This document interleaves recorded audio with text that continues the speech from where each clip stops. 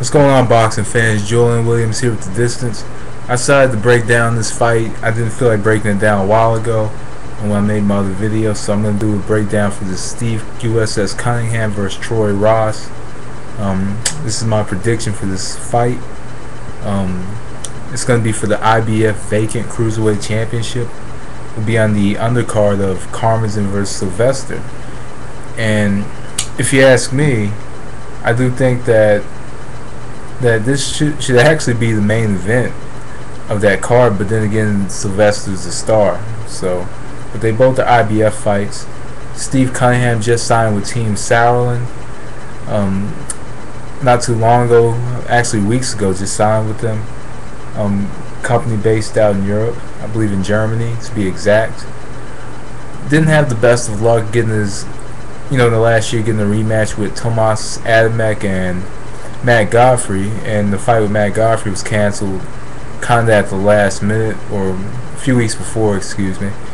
And before the fight was supposed to happen, it was supposed to be a double card, I believe. Spinks versus Bunridge and Cunningham versus Godfrey. That's originally what was supposed to happen, and then both fights pretty much got canceled, and Cunningham is now fighting for the championship against Troy Ross.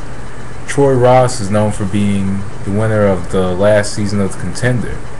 But one question is, does that really mean anything due to the track history and the track record of pretty much most winners of The Contender, or most fighters in The Contender? Because if you look back, look at some of the winners and look at some of the fighters that have been in that reality show, and some of those fighters ended up being journeymen or tomato cans, if you ask me. And so anyway, all that to the side. Let's go on to the fight. Troy Ross is a southpaw fighter. He kind of fights coming forward, coming in and coming out, but he tends to walk in and walk out, and he has his hands up. And in this specific fight, I think one problem with Troy Ross is when he throws his jab, he doesn't protect himself. So in actuality, Troy Ross cannot protect himself from the jab because he throws a lot, and not necessarily does he throw a lot, but he's not consistent with his jab. In this fight, he does want to be consistent with that jab and try to set up some shots pretty much on the inside, get his shots on the inside, come outside, and try to get a few shots on the outside. Kind of keep space from Steve Cunningham, because Steve Cunningham sometimes has a tendency to just lead in with power shots instead of the jab at times. Troy Ross in this fight pretty much needs to throw his jab, throw his southpaw jab, and I think he does need to try to cut off the ring from Cunningham and not give Cunningham a chance to get his shots off first. I think that Ross wants to be the first one to get his shots off, and he wants to be the last one to get his shots off as well. He also wants this to be an inside. He wants this pretty much not necessarily be an inside fight, but inside fight to where he's landing the cleaner shots. Ross, what he does, he throws his jab, fights kind of off that front foot, and that's how he comes in at times. He uses the jab to get inside, and that's pretty much what he needs to do in this fight. He needs to use the jab to get inside, rough up Steve Cunningham, and cut off that ring, go to the body. And I think that's pretty much with his ability, his way of winning the fight. Steve Cunningham is a little bit more. He has a few ways to win this fight, if you ask me. Pretty much throwing a jab, because Troy Ross has that style to where he lunges in after he throws his jab. I think countering as well. See, with Troy Ross's style, if you look at a lot of boxers, they have that hand up, like right here, so they can protect themselves when they're throwing the jab.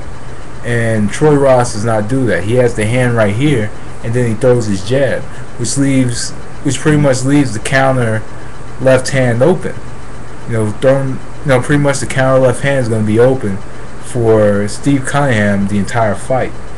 If Steve Cunningham could take that jab away from Troy Ross, then it's going to be a very easy victory for Cunningham, just because of the simple fact that Ross cannot protect himself A, from the jab, and B, the counter left hook, counter overhand left, pretty much.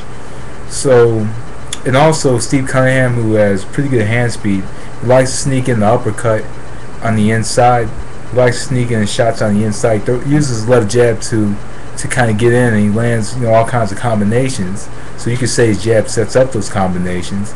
So pretty much he should use that jab to set up the combinations, and also I think just simply countering every shot that Ross throws, because what he does is when he counters every shot that Troy Ross throws, then that kind of leads to Ross being a little bit hesitant of what he throws. And also Ross's inconsistency with the jab is going to lead to a lot of countering opportunities for Cunningham, whether it be the counter left hook or the left uppercut that he likes to throw and that he likes to sneak in. So those are the shots that need to be thrown, and that's what he needs to do to win the fight.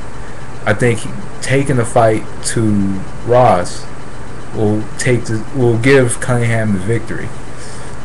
And if you ask me, I did say in another video, I think Cunningham's going to win it by 11th round knockout or stoppage. So I'm still going to go with that.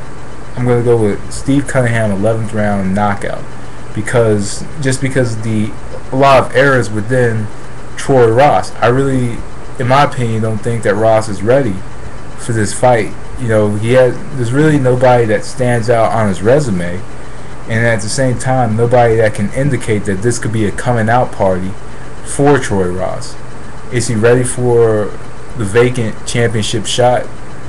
I don't think so. I don't think he's ready for that vacant title shot. So I'm going with Steve USS Cunningham by 11th round stoppage in this fight. So anyway, that was the distance. Thanks for watching. Peace.